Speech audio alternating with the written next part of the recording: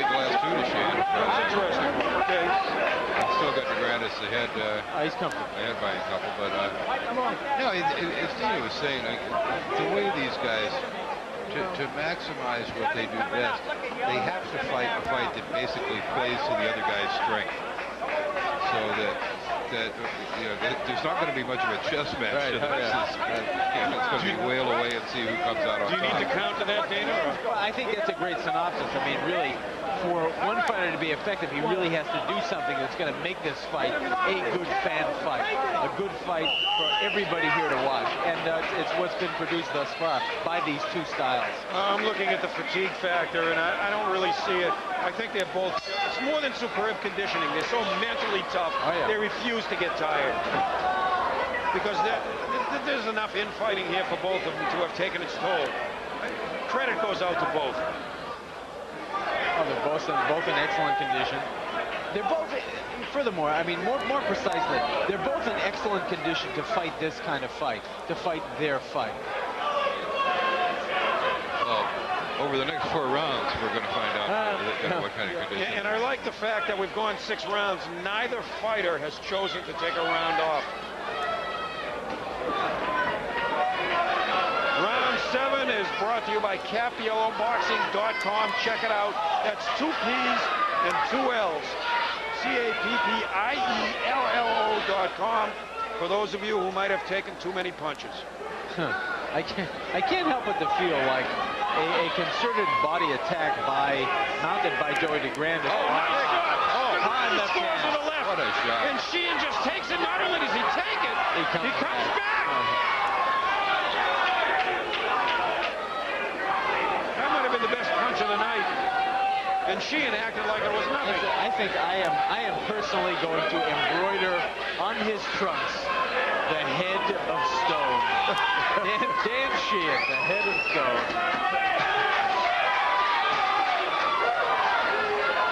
He takes these monster shots from Joey Degrandis and he just punches back. Flagrant disregard for Degrandis. What happens later on in the career, though, somebody like Dan Sheehan taking a multitude of these punches? You know, the career, well, you know, you could make the argument that it doesn't really make much difference to him professionally. However, in terms of his health, that's another question. I've had these discussions with him many times. He chose the profession, and he's giving it 100%. Well, to quote a Godfatherism, this is the business we chose. Good. I'm glad you came up with that. I was trying to find the words you just used. He said he's contemplating going back into football. It could be even worse. Right? right. From bad to worse. Well, what was that little move by Sheehan? A low blow. What he thought was a low blow, anyway. Dan Sheehan is a very personable. Another low blow. Yeah. That was a gentle low blow. Yeah, a little touch.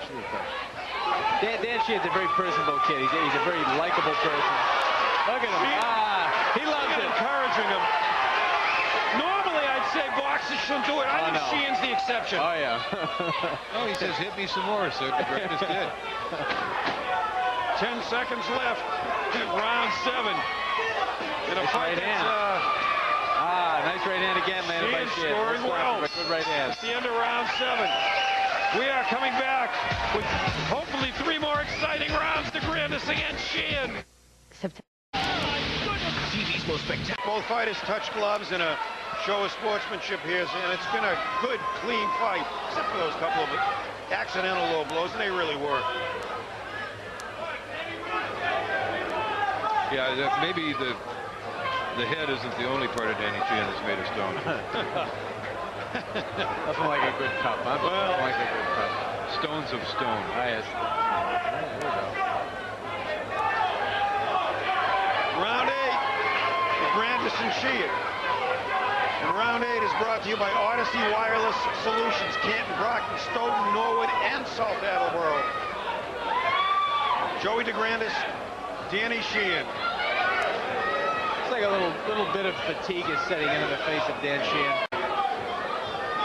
Also see a little in Degrandis. Not quite the movement and the speed that he's shown earlier. In my estimation right now, Degrandis is just waiting. You know, he's waiting for an opportunity. just kind of throwing just punches out there just to keep Sheehan honest, and he's waiting for an opportunity. To me, Degrandis seems to be fairly well composed at this point in time. He's just looking. I think what Joey has to do is pick up the tempo, because those middle rounds have swayed in the favor of Sheehan. I've got Sheehan winning the last two and drawing the first after losing the first four. I'll tell you, what you can't do with Dan Sheehan is throw a few punches, hit him whether it be to the body or the head, and then lay on him. You can't do that with Dan Sheehan, because he will in flagrant disregard for your power or anything, will stand in front of you and just punch.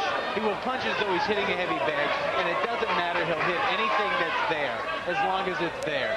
And Degrandis can't throw 3 or 4 punches and lay there. I think it's time for Joey to take it up a notch here with 3 rounds left. I really do. Sheehan just hanging in there and scoring.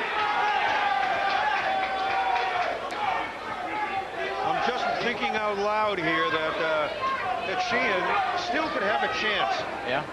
Really. He's just got to make this thing a slugfest. You know, I said right from the outset that Sheehan benefits from a grueling slugfest. That's what he needed to do. That's what he needed to lure Degrandis into. Yet Degrandis has been very composed, fighting very intelligently from the inside. What's going through his mind, George? You think there's frustration that he just can't really get this guy on the canvas? No, I don't think he really expected to. I mean, you got to remember, Degrandis is not himself a knockout puncher. I mean, this is kind of his game too. It's like one of these wars of attrition.